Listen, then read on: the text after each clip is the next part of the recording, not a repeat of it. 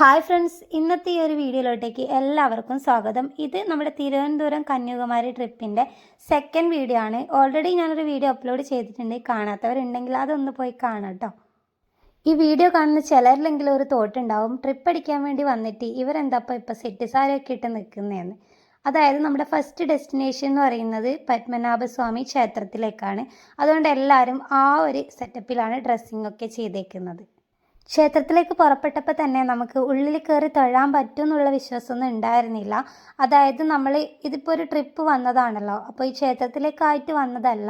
അതുകൊണ്ട് തന്നെ നമുക്ക് ഒരുപാട് സ്ഥലങ്ങൾ എക്സ്പ്ലോർ ചെയ്യാനുണ്ട്. പിന്നെ നമ്മൾ തൊഴണം എന്ന് വിചാരിച്ചു കഴിഞ്ഞാൽ ഒരുപാട് സമയം അതിനുള്ളിൽ സ്പെൻഡ് ചെയ്ത് നമുക്ക് മറ്റ് സ്ഥലങ്ങളൊക്കെ കാണാൻ പറ്റാതെ വരും. അപ്പോൾ തൊഴാൻ പറ്റുകയാണെങ്കിൽ വളരെ പെട്ടെന്ന് ഇറങ്ങാൻ പറ്റുമെന്നുണ്ടെങ്കിൽ മാത്രമേ ഉള്ളിൽ കയറി തൊഴത്തുള്ളൂ. ഇവിടുന്ന് ഇറങ്ങിക്കഴിഞ്ഞാൽ നമ്മൾ നേരെ പോകുന്നത് ട്രിവാൻഡ്രം സൂവിലേക്കാണ്. അതിൻ്റെയൊക്കെ അടിപൊളി വിശേഷങ്ങളാണ് ഈ വീഡിയോയിൽ കാണിക്കുന്നത്. അങ്ങനെ നമ്മുടെ ഫസ്റ്റ് ഡെസ്റ്റിനേഷൻ എത്തിക്കഴിഞ്ഞു, ശ്രീ പത്മനാഭസ്വാമി ക്ഷേത്രം. ഈ ക്ഷേത്രത്തിൻ്റെ ഹിസ്റ്ററിയിലേക്കൊന്ന് കടക്കുകയാണെങ്കിൽ ക്ഷേത്രത്തിന് 5000-ലധികം വർഷത്തെ പഴക്കമുണ്ടെന്ന് വിശ്വസിക്കപ്പെടുന്നു. ആധുനിക തിരുവിതാംകൂറിൻ്റെ ശില്പി എന്നറിയപ്പെടുന്ന അനിഴം തിരുനാൾ മാർത്താണ്ഡവർമ്മയാണ് ക്ഷേത്രം ഇന്നു കാണുന്ന രീതിയിൽ പുനർനിർമ്മിച്ചത്. 1750 അദ്ദേഹം തൻ്റെ രാജ്യം പത്മനാഭന് സമർപ്പിക്കുകയും സ്വയം പത്മനാഭദാസനായി പ്രഖ്യാപിക്കുകയും ചെയ്തു. കേരളീയ ശൈലിയും ദ്രാവിഡ ശൈലിയും ഒത്തുചേരുന്നതാണ് ഇതിൻ്റെ നിർമ്മിതി. 7 നിലകളിലുള്ള വലിയ ഗോപുരം ഇതിൻ്റെ പ്രധാന ആകർഷണമാണ്. 18 അടി നീളമുള്ള പത്മനാഭസ്വാമിയുടെ വിഗ്രഹം 3 വാതിലുകളിലൂടെയാണ് ദർശിക്കുന്നത്. കടുശർക്കര യോഗം എന്ന സങ്കേതം ഉപയോഗിച്ചാണ് ഈ വിഗ്രഹം നിർമ്മിച്ചിരിക്കുന്നത്. എന്താണ് ഈ കടുശർക്കര യോഗം എന്നുള്ളത് വ്യക്തമാക്കാം. ക്ഷേത്രങ്ങളിലെ പ്രതിഷ്ഠയ്ക്കായി കടുക്ക, താനിക്ക, നെല്ലിക്ക, കോഴിപ്പരൽ, ചെഞ്ചല്യം, മണ്ണ് തുടങ്ങിയ അനേകം ശുദ്ധമായ ചേരുവകൾ ചേർത്തുണ്ടാക്കുന്ന ഒരു പ്രത്യേക തരം പശ. ഈ പശ ഉപയോഗിച്ച് വിഗ്രഹങ്ങൾ നിർമ്മിക്കുന്ന സങ്കീർണമായ പുരാതന ശാസ്ത്രവിധിയാണ് കടുശർക്കര യോഗം. ഈ രീതിയിൽ നിർമ്മിക്കപ്പെടുന്ന ബിംബങ്ങൾ ആവാഹിക്കപ്പെട്ട ജീവനുള്ള മൂർത്തികളായി കണക്കാക്കപ്പെടുന്നു. ഒട്ടേറെ പ്രത്യേകതകളുള്ള ഈ ഒരു ക്ഷേത്രം ലോകത്തിലെ തന്നെ ഏറ്റവും വലിയ സമ്പന്നമായ ആരാധനാലയമായി അറിയപ്പെടുന്നു. അതുകൊണ്ട് തന്നെ ഒട്ടനവധി ആൾക്കാർ ദിനം പ്രതി ഇവിടെ പത്മനാഭസ്വാമിനെ കാണാൻ വേണ്ടി എത്തുന്നുണ്ട്. അത് ഈ വീഡിയോയിൽ തന്നെ നിങ്ങൾക്ക് വ്യക്തമാകുന്നതായിരിക്കും. അത്യാവശ്യം നല്ല തിരക്കുണ്ട്. അപ്പോൾ നമ്മളിന്ന് കുറച്ച് ആൾക്കാർ ഇവിടെ പുറത്ത് നിൽപ്പുണ്ട്, കുറച്ച് ആൾക്കാർ ഉള്ളിൽ കയറാൻ പറ്റുമോ എന്ന് വിചാരിച്ചിട്ട് പോയിട്ടുണ്ട്. അവിടുത്തെ ഒരു ടെമ്പിൾ പോണ്ടാണിത്. അത്യാവശ്യം വലിയ സൈസിലുള്ള ഒരു പോണ്ട് ഉണ്ട് കേട്ടോ ഇവിടെ.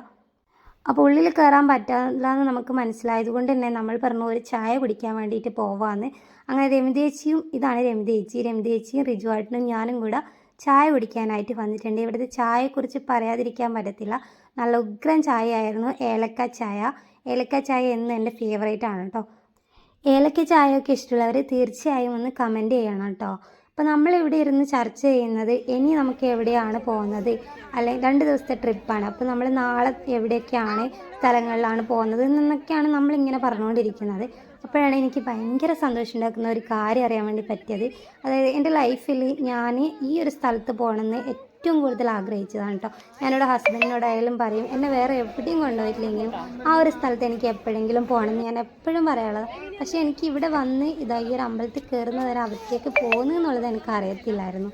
അതായത് നമ്മുടെ മൺചിത്രത്താഴ് ഷൂട്ട് ചെയ്ത പാലസ് ഉണ്ടല്ലോ, അവിടത്തേക്ക് പോകുന്നുണ്ടെന്ന് എനിക്ക് ഭയങ്കര എന്തോ സന്തോഷമായിരുന്നു. പക്ഷെ അത് ഇന്നത്തെ ദിവസമല്ല, നാളെയാണ് പോകുന്നത്. അപ്പോൾ എനിക്ക് എങ്ങനെയെങ്കിലും ഒന്ന് നാളെ ആയാൽ മതി എന്നുള്ള ആ ഒരു മൈൻഡ് സെറ്റ് ആയിരുന്നു കേട്ടോ. മണിച്ചിത്രത്താഴ് എന്ന് പറയുന്ന ഫിലിം എനിക്ക് അത്രയും ഇഷ്ടമുള്ളൊരു ഫിലിമാണ്. ഞാനത് എത്ര തവണ കണ്ടു എന്ന് എനിക്ക് തന്നെ അറിയില്ല, കാരണം അത്രയും തവണ ഞാൻ റിപ്പീറ്റ് അടിച്ചത് കണ്ടിട്ടുണ്ട് കേട്ടോ. അതിൽ മെയിനായിട്ട് എന്നെ അട്രാക്റ്റ് ചെയ്തത് ഈ ഒരു പഴയ കാലത്തുള്ള ആ ഒരു പാലസും ആ ഒരു ആംബിയൻസും കാര്യങ്ങളും ഒക്കെ തന്നെയാണ് കേട്ടോ. അപ്പോൾ അതുകൊണ്ട് തന്നെ അവിടത്തേക്ക് പോകുക എന്നുള്ളത് എൻ്റെ ഒരു വലിയൊരു ഡ്രീമായിരുന്നു.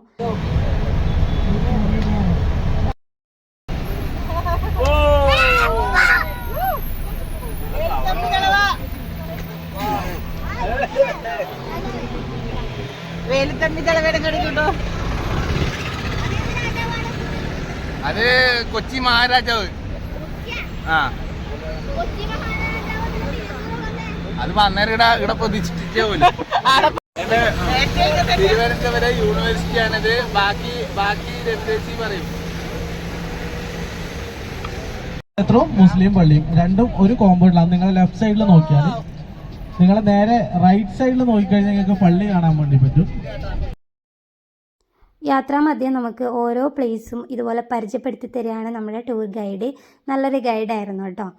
അപ്പോൾ ഇനിയിപ്പം നമ്മൾ നിയമസഭാ മന്ദിരാണ് ഇപ്പോൾ കണ്ടുകൊണ്ടിരിക്കുന്നത്. ഇനി അടുത്ത സ്ഥലത്തേക്ക് നമ്മൾ പോകുന്നത് ട്രിവാൻഡ്രം സൂവിലേക്കാണ്. മ്യൂസിയവും കാര്യങ്ങളും ഒക്കെ ഉണ്ട്. ഇനി അതിൻ്റെ അടിപൊളി വിശേഷങ്ങളാണ് ഇനി കാണാൻ വേണ്ടി പോകുന്നത്.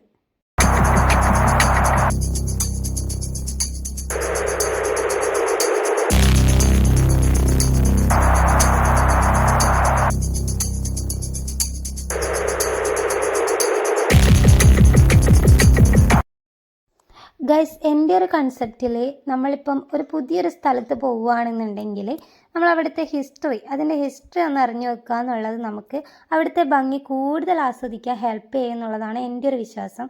അതുകൊണ്ട് തന്നെ അത്യാവശ്യം നമ്മളിപ്പം എവിടെയെങ്കിലും പോകണം, ഏതെങ്കിലും പുതിയൊരു പ്ലേസ് വിസിറ്റ് ചെയ്യുന്നുണ്ടെങ്കിൽ ഗൂഗിൾ ചെയ്ത് അതിൻ്റെ ഹിസ്റ്ററി ഒക്കെ ഒന്ന് നോക്കി, അങ്ങനെയാണെങ്കിൽ നമുക്ക് കൂടുതൽ ആസ്വദിക്കാനും അതിനെക്കുറിച്ച് അറിയാനും വേണ്ടി പറ്റും.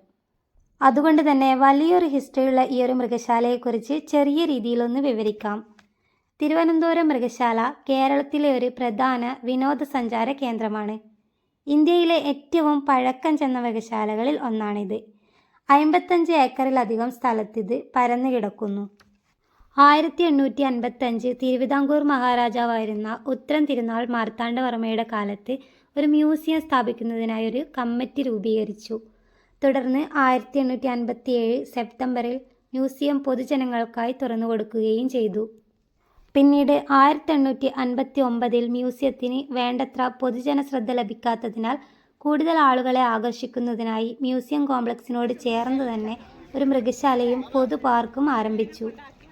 തിരുവിതാംകൂർ ഭരണാധികാരിയായിരുന്ന സ്വാതി തിരുനാൾ രാമവർമ്മയുടെ സ്വകാര്യ മൃഗശേഖരമാണ് ഇന്നത്തെ മൃഗശാലയുടെ ആദ്യ രൂപം.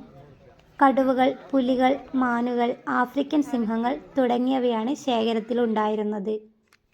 വിനോദം എന്നതിലുപരി വന്യജീവി സംരക്ഷണം, ഗവേഷണം, വിദ്യാഭ്യാസം എന്നിവയ്ക്ക് പ്രാധാന്യം നൽകിക്കൊണ്ടാണ് ഇന്ന് ഈ മൃഗശാല പ്രവർത്തിക്കുന്നത്.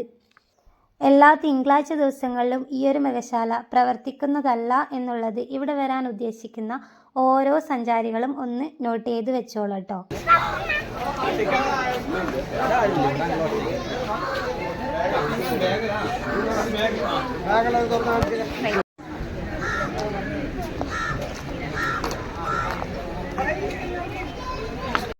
സത്യത്തിൽ തിങ്കളാഴ്ച അവധിയായിരിക്കാൻ കാരണം പ്രതിവാര അവധിയായതിനാലും മൃഗങ്ങളുടെ ശുചീകരണം, പരിപാലനം എന്നിവയ്ക്കൊക്കെ വേണ്ടിയാണ് തിങ്കളാഴ്ച അവധി നൽകിയിട്ടുള്ളത്.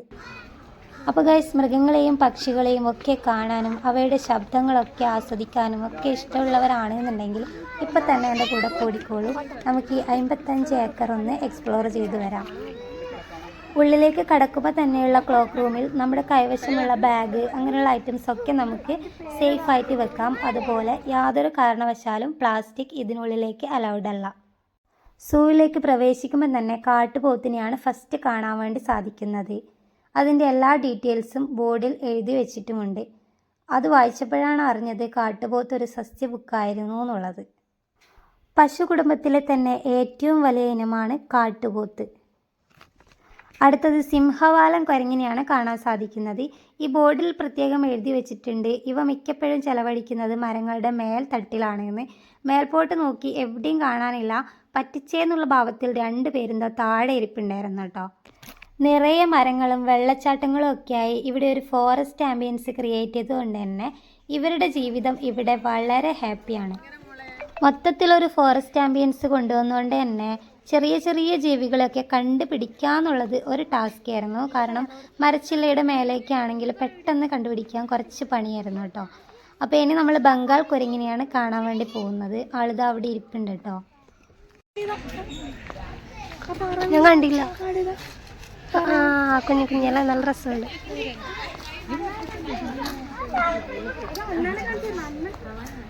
രമിതേശനെ ഞാൻ അങ്ങനെ നോക്കുന്നത്.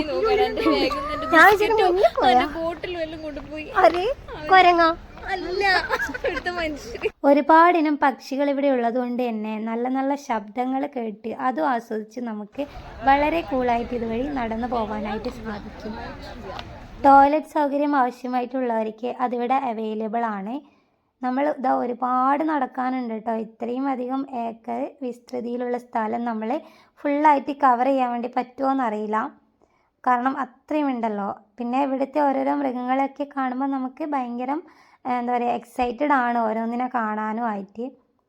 ഈ മൃഗങ്ങളെയൊക്കെ നമ്മൾ മുന്നേ കണ്ടിട്ടുണ്ടെങ്കിൽ കൂടി ഇവരെയൊക്കെ പിന്നെയും കാണുമ്പോൾ നമുക്കൊരു പ്രത്യേക ഇഷ്ടമായിരിക്കുമല്ലോ. കണ്ടോ, ഞാൻ നേരത്തെ പറഞ്ഞതുപോലെ ഇതിൻ്റെ മാപ്പ് ഒട്ടുമിക്ക സ്ഥലവും സെറ്റ് ചെയ്ത് വെച്ചിട്ടുണ്ട്. കുരങ്ങിൻ്റെ തന്നെ കുറച്ച് സ്പീഷീസ് നമുക്കിവിടെ കാണാനായിട്ട് സാധിക്കും. ഇത് നമ്മുടെ ഹനുമാൻ കുരങ്ങാണ്. കാണാനൊരു പ്രത്യേക ഭംഗി ഉണ്ടായിരുന്നു. ഏറ്റവും ടോപ്പിലാണ് കേട്ടോ ആളിരിക്കുന്നുണ്ടായത്. പിന്നെ നമ്മൾ കുറേ താഴോട്ടേക്ക് വരുമ്പം ഇതുപോലെ ഒരുപാട് പക്ഷികൾ, ആ പക്ഷികളുടെ ഒക്കെ പേരാണ് അവിടെ എഴുതി വച്ചിരിക്കുന്നത്. ഇനി നമുക്ക് പക്ഷികളുടെ ഏറിയാണ് കൂടുതലായിട്ട് കാണാൻ വേണ്ടി സാധിക്കുന്നത് ഇവിടെയൊക്കെ.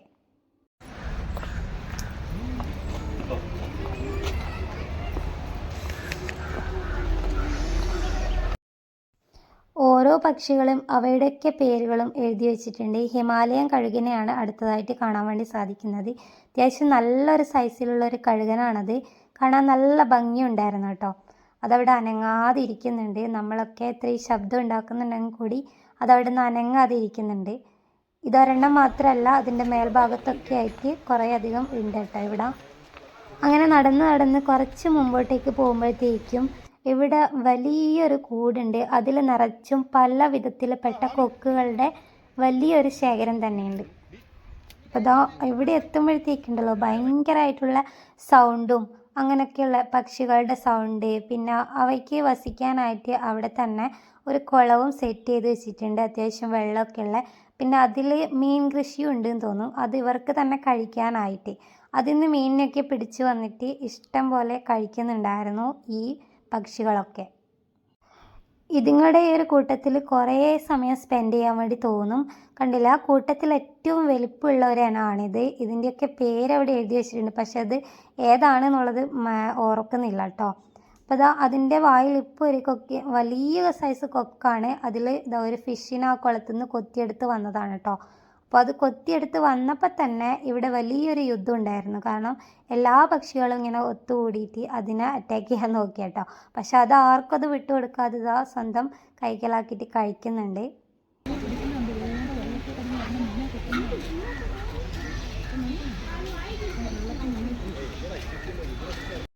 ഈ പക്ഷി ഉണ്ടല്ലോ ഭക്ഷണം കഴിക്കുന്ന കാണാൻ തന്നെ ഒരു പ്രത്യേക കൗതുകമുണ്ട്. നല്ല രസത്തിൽ അത് നോക്കി നിൽക്കാൻ വേണ്ടി പറ്റും.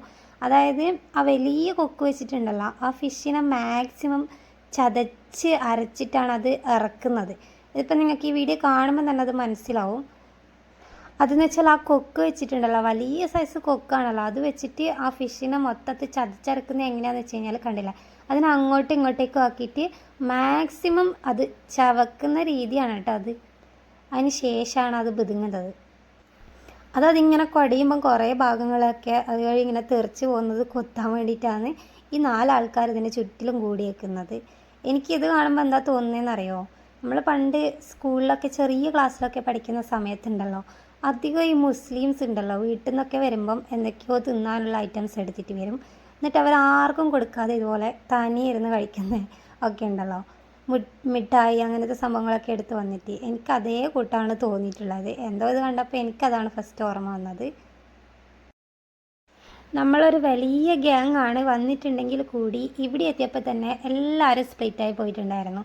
ഒരാളെയും തമ്മിൽ കാണുന്നുണ്ടായിരുന്നു. കാരണം വലിയൊരു ഏരിയ ആയതുകൊണ്ട് തന്നെ എല്ലാവരും എല്ലാ ഭാഗത്തോട്ടാണ് പോയിട്ടുണ്ടായിരുന്നത്. അപ്പോൾ ഞാനും രമതേച്ചിയും തന്നെയാണ് ഒന്നിച്ചുണ്ടായിരുന്നത്. ഇത് മറ്റേ നീർനായി ഉണ്ടല്ലോ, അതാണേ. കരയിലും വെള്ളത്തിലും ഒരുപോലെ ജീവിക്കാൻ കഴിവുള്ളൊരു ജീവിയാണ് നീർനായ. അതുപോലെ എത്ര ഒഴുക്കുള്ള വെള്ളത്തിലായാലും വളരെ നിഷ്പ്രയാസം ഇവയ്ക്ക് നീന്താൻ വേണ്ടി സാധിക്കും. കമ്പാരിറ്റീവ്ലി ഇവർക്ക് മണത്തെടുക്കാനുള്ള ആ ഒരു കഴിവ് വളരെ കൂടുതലാണ്. അടുത്തതായിട്ട് നമുക്ക് വലിയൊരു സൈസ് കരടിയെ കാണാൻ വേണ്ടി പറ്റും. വളരെയധികം ക്യൂട്ടായിട്ടുണ്ട് കേട്ടോ. അതെന്തോ കഴിക്കുകയാണ് കാര്യമായിട്ട്. അപ്പോൾ ഇതാ രാവിലെ ഇട്ട കോസ്റ്റ്യൂമാണ് എല്ലാവരും ഇട്ടിട്ടുള്ളത്. അതുകൊണ്ട് തന്നെ ആ ഒരു അമ്പലത്തിൽ പോയതുകൊണ്ട് തന്നെ കുറച്ച് ട്രഡീഷണൽ ആയിട്ടാണ് എല്ലാവരും ഡ്രസ്സൊക്കെ ഇട്ടിട്ടുണ്ടായിരുന്നത്. അതുകൊണ്ട് തന്നെ എന്താ പറയുക, ഇത് മാറ്റാനുള്ളൊരു ഓപ്ഷൻ ഉണ്ടായിരുന്നില്ല കേട്ടോ. അതുകൊണ്ടാണ് മാറ്റാതെ വന്നിട്ടുണ്ടായത്. ഡ്രസ്സ് ചേഞ്ച് ചെയ്യാൻ പറ്റുമെന്നൊക്കെ പറഞ്ഞിട്ടുണ്ടായിരുന്നു. പക്ഷേ പിന്നെ ടൈം നമുക്ക് മാനേജ് ചെയ്യേണ്ടിയിട്ട് നമ്മൾ എന്താ പറയുക, പിന്നെ അത് മാറ്റാൻ വേണ്ടി പറ്റിയിരുന്നില്ല. അതുകൊണ്ടാണ് ചിലപ്പോൾ നമ്മളെ കാണുന്ന ആൾക്കാർ വിചാരിക്കുന്നുണ്ടാകും ഇവരെന്താണ് സൂല് വരുമ്പം ഈ ഒരു ടൈപ്പ് ട്രഡീഷണൽ ലുക്കൊക്കെ പിടിച്ചുകൊണ്ട് വരുന്നതെന്നൊക്കെ. മാൻ വർഗത്തിൽപ്പെട്ട ഏറ്റവും ചെറിയ മാനുകളിലൊന്നാണ് പന്നിമാൻ. പന്നിയുടേതുപോലെയുള്ള ചെറിയ തേറ്റകളും എലിയുടേതുപോലെയുള്ള മൂക്കും ഉള്ളതുകൊണ്ടാണ് ഇവയ്ക്ക് പേര് ലഭിച്ചത്. നാണം കുണുങ്ങികളായ ഈ ജീവി വളരെ അപൂർവമായി മാത്രമേ പുറത്തേക്ക് വരാറുള്ളൂ. മാൻ വർഗത്തിൽപ്പെട്ടതാണെങ്കിലും ഇവയ്ക്ക് കൊമ്പുകളില്ല. നമ്മളിടയ്ക്ക് പറഞ്ഞുകൊണ്ട് വരുന്നത് എന്താണെന്ന് വെച്ചാൽ തൊപ്പി എടുക്കായിരുന്നു, നല്ല വെയിലുണ്ട് എന്നൊക്കെയാണ് കേട്ടോ. അതാ നല്ല വെയിലും നല്ല ചൂടും ഉണ്ടായിരുന്നു. പിന്നെ മരങ്ങൾക്കിടയിൽ ഇവിടെ നടക്കുന്നത് കൊണ്ട് തന്നെ ആ ചൂടിൻ്റെ ഇൻറ്റൻസിറ്റി നമുക്ക് വളരെ കുറവായിരുന്നു കേട്ടോ.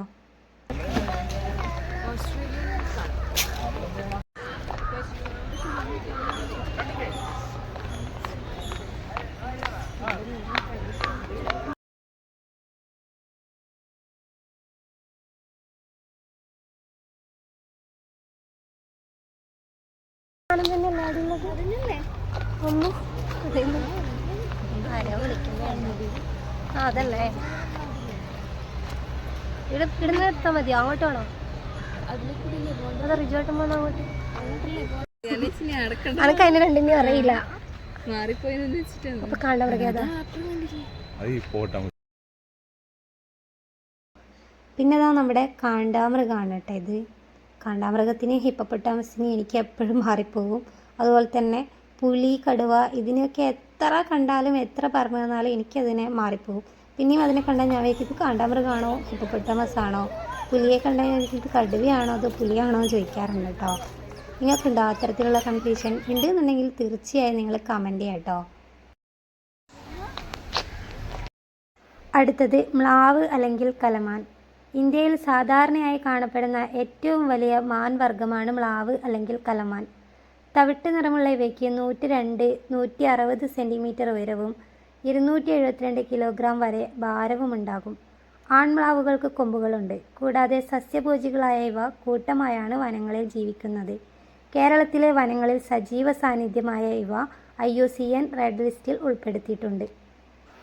IUCN റെഡ് ലിസ്റ്റ് എന്താണെന്നറിയാത്തവർക്ക് ലോകമെമ്പാടുമുള്ള ജീവിവർഗങ്ങളുടെ, അതായത് മൃഗങ്ങൾ, സസ്യങ്ങൾ, ഫംഗസുകൾ എന്നിവയുടെ വംശനാശ ഭീഷണിയെക്കുറിച്ചുള്ള വിവരങ്ങൾ അടങ്ങിയ ഏറ്റവും വിപുലമായ പട്ടികയാണ്. 1964 സ്ഥാപിതമായതാണ് ഇത്. പ്രകൃതിയുടെ സംരക്ഷണ നിലവാരം പരിശോധിക്കാൻ വേണ്ടി സഹായിക്കുന്ന ഒരു പ്രധാന രേഖയാണ് IUCN റെഡ് ലിസ്റ്റ്. ഇതിൻ്റെ പ്രധാന ഉദ്ദേശം എന്ന് പറയുന്നത് വംശനാശ ഭീഷണി നേരിടുന്ന ജീവികളെ കണ്ടെത്താനും അവയുടെ സംരക്ഷണത്തിനായി നടപടികൾ സ്വീകരിക്കാനും വേണ്ടിയാണ് കേട്ടോ. നടന്ന് തളർച്ച വന്നു എന്നുണ്ടെങ്കിൽ വിശ്രമിക്കാൻ പറ്റിയ ഇഷ്ടംപോലെ സ്ഥലങ്ങൾ ഇവിടെ ഉണ്ട് കേട്ടോ. ഇനി നമ്മളൊരു വലിയൊരാളെ കാണാനാണ് പോണത്. നമ്മളൊന്നും തിരിഞ്ഞു നോക്കുന്നില്ല അല്ലേ? ചെയ്യാൻ പാടില്ല. ഇവിടെ എന്തോ സംഭവം ഉണ്ട് കാര്യമായിട്ടുള്ളത്. ഒരു സിംഹത്തിനെ കാണാൻ കഴിയുണ്ടോ? ഇവിടെ എന്നാന്ന്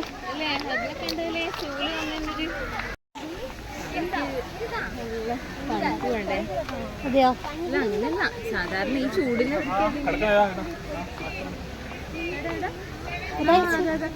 സ്റ്റൈലുണ്ട് കാണാൻ.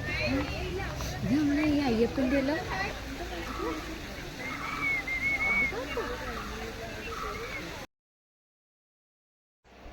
അടുത്തത് കാണാൻ പറ്റാം കഴുതപ്പുലി. നായവർഗത്തോട് സാദൃശ്യമുള്ള ഇരതേടൽ രീതിയാണ് ഇവയ്ക്കുള്ളത്. പ്രധാനമായും ശവശരീരങ്ങൾ ഭക്ഷിക്കുന്നവയാണെങ്കിലും സിംഹങ്ങളെക്കാൾ മികച്ച വേട്ടക്കാരാണത്.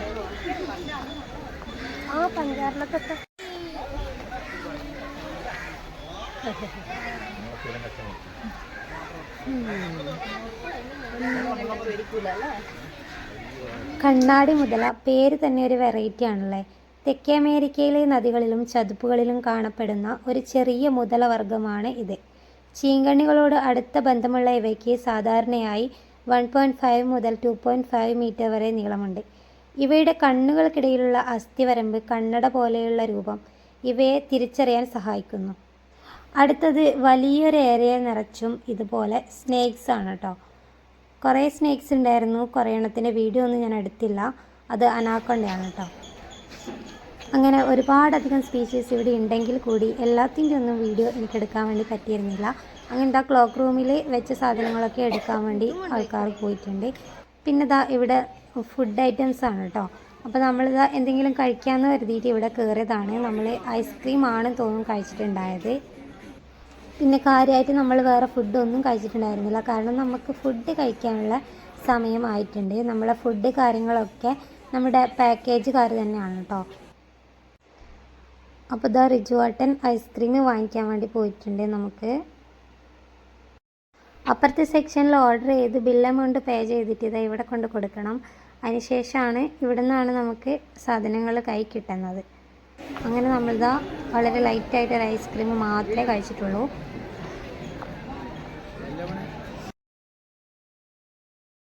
വെറൈറ്റി ഫുഡുകളൊക്കെ വെറുതെ കിട്ടുന്നത് ഒരു ഭാഗ്യമാണെന്നുണ്ടെങ്കിൽ ഇവിടെ ഏറ്റവും ഭാഗ്യം ചെയ്തവരിതാ ഈ കാക്കകളൊക്കെയാണ് കേട്ടോ. ഇതാ ഫുഡൊക്കെ ഏത് ടൈപ്പ് ഫുഡാണെങ്കിൽ കൂടി വളരെ ഫ്രീ ആയിട്ട് അവർക്ക് കഴിക്കാം. ഇവിടെ നിന്ന് കാശും കൊടുക്കണ്ട, കൊത്തിരങ്ങ് പാറിയാൽ മാത്രം മതി. ഓരോ ആൾക്കാർ ബാക്കി വെച്ച എല്ലാ വേസ്റ്റ് ഫുഡും അവർ കഴിക്കാൻ വേണ്ടി വരുന്നുണ്ടായിരുന്നു കേട്ടോ. അതുകൊണ്ട് തന്നെ അവർക്കും ഇതൊരു ഫുഡ് അടിക്കാനുള്ള നല്ലൊരു സ്പോട്ടാണ്. തിരുവനന്തപുരത്തെ കാക്കയായോണ്ടോന്നൊന്നും അറിയില്ല, ഒട്ടും തന്നെ ടേബിൾ മാനേഴ്സ് ഉണ്ടായിരുന്നില്ല. നിഷ്പ്രയാസം ടേബിളിൻ്റെ മേലേക്ക് വന്നിരുന്ന് എടുത്തുകൊണ്ട് പോയിട്ടുണ്ടായിരുന്നു കേട്ടോ ആരോ ബാക്കി വെച്ച ഭക്ഷണം. അടുത്തത് നമ്മൾ പോകുന്നത് ആ സൂവിനോട് തൊട്ടപ്പുറത്ത് തന്നെയുള്ള മ്യൂസിയമാണ് കേട്ടോ. ഞാൻ നേരത്തെ ഇതിൻ്റെ ഹിസ്റ്ററി പറയുമ്പം പറഞ്ഞിട്ടുണ്ടായിരുന്നു. ഫസ്റ്റിൽ നിർമ്മിക്കപ്പെട്ടത് ആ ഒരു മ്യൂസിയമാണ്. പിന്നെ വേണ്ടത്ര അതിന് പൊതുജന ശ്രദ്ധ കിട്ടാതിരുന്നപ്പോഴാണ് അതിന് തൊട്ടടുത്തായിട്ട് നമ്മുടെ ഈ സൂ ഒക്കെ നിർമ്മിച്ചതെന്നുള്ളത്. അപ്പോൾ നമ്മൾ ആ മ്യൂസിയത്തിലേക്കാണ് പോകുന്നത്. എന്തായാലും അതിൻ്റെ ഉള്ളിലേക്ക് നമുക്ക് പ്രവേശിക്കാൻ വേണ്ടി പറ്റിയിരുന്നില്ല. പക്ഷെ അതിൻ്റെ പുറത്തെ വ്യൂ തന്നെ നല്ലൊരു അടിപൊളി വ്യൂ തന്നെയായിരുന്നു കേട്ടോ. അപ്പോൾ ഇതാ കണ്ടില്ല, ഒരുപാടധികം ചെടികളുണ്ട് കേട്ടോ, നല്ല കളർഫുള്ളായിട്ട്. ഈ ഒരു മാസത്തിൽ നല്ല ചെടികളൊക്കെ എല്ലാം തന്നെ പൂത്ത് നിൽക്കുന്നത് കൊണ്ട് തന്നെ പ്രത്യേക ഒരു ഭംഗിയായിരുന്നു കേട്ടോ കാണാനായിട്ട്. ഹിന്ദു സരാസനിക് ശൈലിയിലാണ് ഈ മ്യൂസിയം നിർമ്മിച്ചിരിക്കുന്നത്. ഇത് കല, ചരിത്രം, പ്രകൃതി ചരിത്രം എന്നിവ പ്രദർശിപ്പിക്കുന്നു. ഇവിടെ 550-ലധികം വെങ്കല ശില്പങ്ങൾ, കഥകളി വേഷങ്ങൾ, വാദ്യോപകരണങ്ങൾ, വേലുത്തമ്പി ദളവയുടെ വാൾ എന്നിവ സൂക്ഷിച്ചിട്ടുണ്ട്. ഇതൊക്കെ ഇതിനുള്ളിൽ സൂക്ഷിച്ചിട്ടുണ്ടെങ്കിലും നമുക്ക് ഇതിൻ്റെ ഉള്ളിൽ കയറാൻ വേണ്ടി പറ്റിയില്ല. എന്തുകൊണ്ടാണെന്ന് എനിക്കറിയത്തില്ല കേട്ടോ.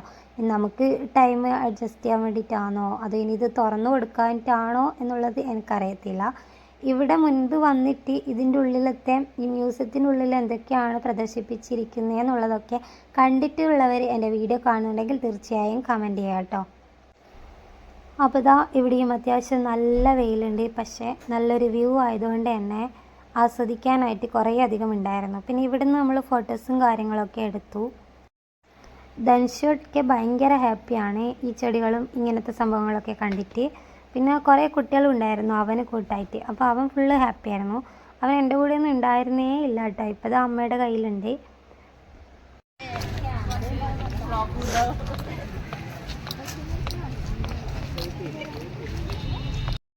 ഈ ഒരു മ്യൂസിയത്തിൻ്റെ ഫ്രണ്ട് ഭാഗമാണ് തോന്നുന്നത്.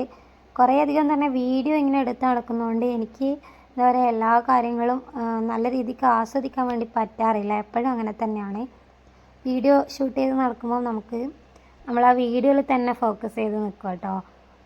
ഈ ഒരു ട്രിപ്പിൽ നമ്മുടെ കൂടെ അച്ഛനും വന്നിട്ടുണ്ട്. അച്ഛൻ അങ്ങനെ പൊതുവേ ട്രിപ്പോ അങ്ങനെ ഇങ്ങനെ അടിച്ചു പൊളിക്കാനൊന്നും പോവാത്തൊരു മനുഷ്യനാണ്. നമ്മൾ നിർബന്ധിച്ച് കൊണ്ടുവന്നതാണ് കേട്ടോ.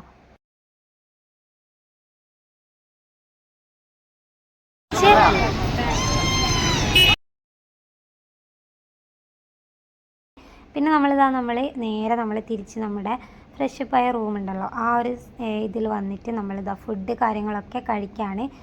നമ്മുടെ പാക്കേജുകാർ തന്നെയാണ്, ടൂർ പാക്കേജിൻ്റെ അവർ തന്നെയാണ് ഫുഡ് നമുക്ക് അറേഞ്ച് ചെയ്ത് തരിക.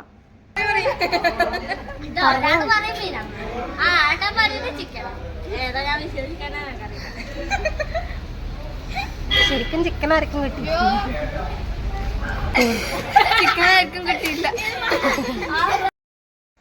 ഫുഡൊക്കെ കഴിച്ചതിന് ശേഷം നമ്മൾ പോയത് ശംഖുമുഖം ബീച്ചിലേക്കാണ് കേട്ടോ. ബീച്ചിൽ നമ്മൾ അങ്ങോട്ടേക്ക് പോകുന്ന വഴിയിൽ തന്നെ ഇതാ നല്ലൊരു ഗായികയുണ്ട്.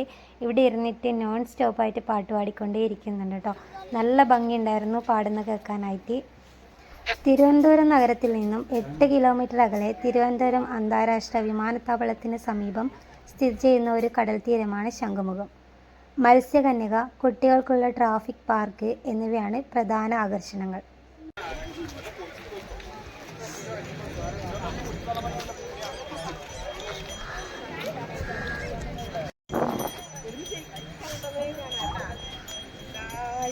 അത്ര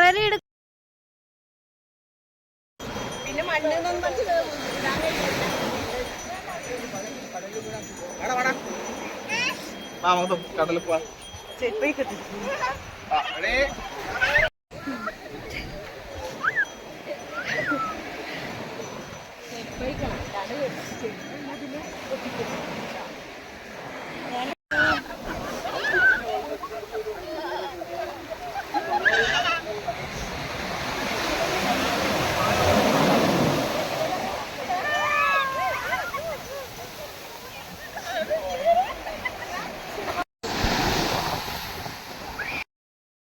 നമ്മളെ കൂടെ ഇതാ ഒരു പാവം ആള് കൂട്ടത്തിൽ കൂടിയിട്ടുണ്ടായിരുന്നു. കുറേ പേര് നമ്മളെ കൂട്ടത്തിൽ കടലിൽ ഇറങ്ങിയിട്ടുണ്ട്. അത് ആൾക്കാരുടെ അടുത്ത് പോയിട്ട് ഇരിക്കുകയാണ് കേട്ടോ ആ ഒരു പട്ടി. കുറേ പേര് കടലിൽ ഇറങ്ങിയെങ്കിൽ കുറേ ആൾക്കാർ കരയിൽ നിന്ന് നോക്കുക മാത്രമേ ചെയ്തിട്ടുള്ളൂ. കാരണം അത്തരത്തിലുള്ള ഡ്രസ്സും കാര്യങ്ങളൊക്കെയാണ് ഒന്നാമത് ഇട്ടിട്ടുള്ളത്. പിന്നെ നല്ല രീതിക്ക് ക്ഷീണം പിടിച്ചിട്ടുണ്ടായിരുന്നു എല്ലാവർക്കും. അപ്പോൾ അമ്മയും തനിച്ചും കൂടെ അവരെ പേരെഴുതി കളിക്കാനോ അത് തിര വന്നിട്ട് മായ്ച്ചു കളയല്ലോ, അതിനു വേണ്ടി അവർ പേരെഴുതാണ്.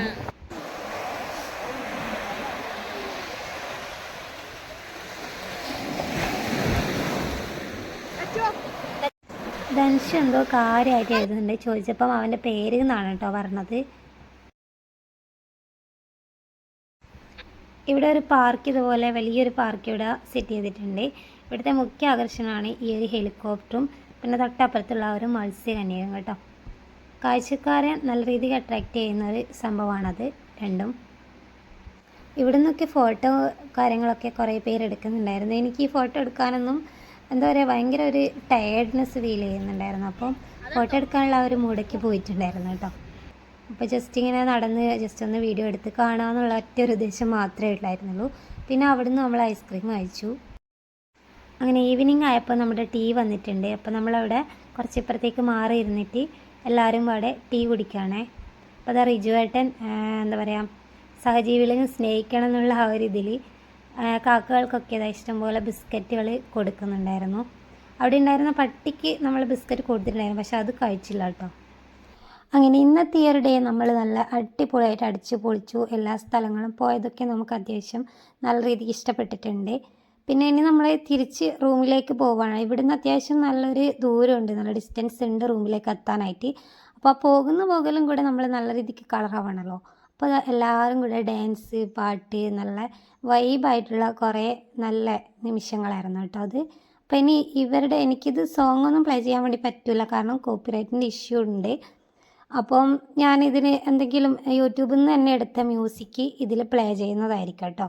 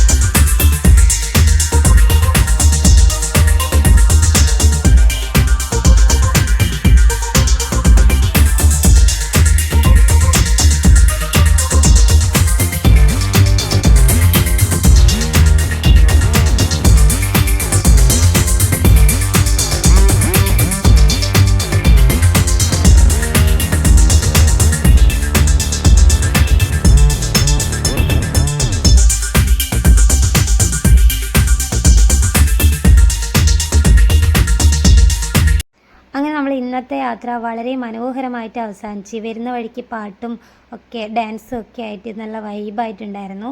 അപ്പോൾ ഇന്ന് അമ്മയുടെ ബർത്ത്ഡേ ആണ്, അതുകൊണ്ട് തന്നെ കേക്ക് കട്ട് ചെയ്യാൻ വേണ്ടിയിട്ട് പോവുകയാണ്. നമ്മൾ റൂമിലേക്ക് എത്തി. അവിടുന്ന് നേരെ ഫുഡിൻ്റെ സെക്ഷനാണിത്.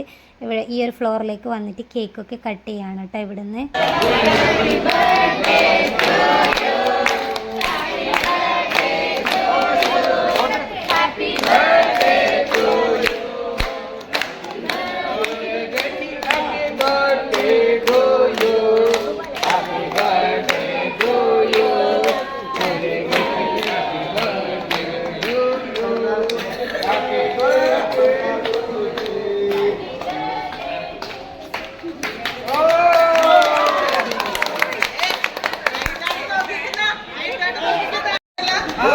അങ്ങനെ കേക്ക് കട്ടിങ് കാര്യങ്ങളൊക്കെ കഴിഞ്ഞ് ഇന്നത്തെ നമുക്ക് ഫുഡ് കഴിച്ചിട്ടുണ്ടെങ്കിൽ റൂമിലേക്ക് പോയി ഒന്ന് ഫ്രഷായി കിടന്നുറങ്ങണം.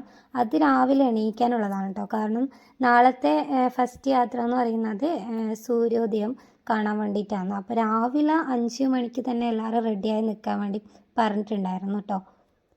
അപ്പോൾ അങ്ങനെ റൂമിൽ എത്തിയിട്ടുണ്ട്. ഇനി ഞാൻ ബാക്കി വിശേഷങ്ങളൊക്കെ അടുത്തൊരു പാർട്ടായിട്ടാണ് അപ്ലോഡ് ചെയ്യാൻ വേണ്ടി വിചാരിക്കുന്നത്. വീഡിയോ ഇഷ്ടപ്പെട്ടാൽ നിങ്ങളെല്ലാവരും ലൈക്ക് ചെയ്യണം കേട്ടോ.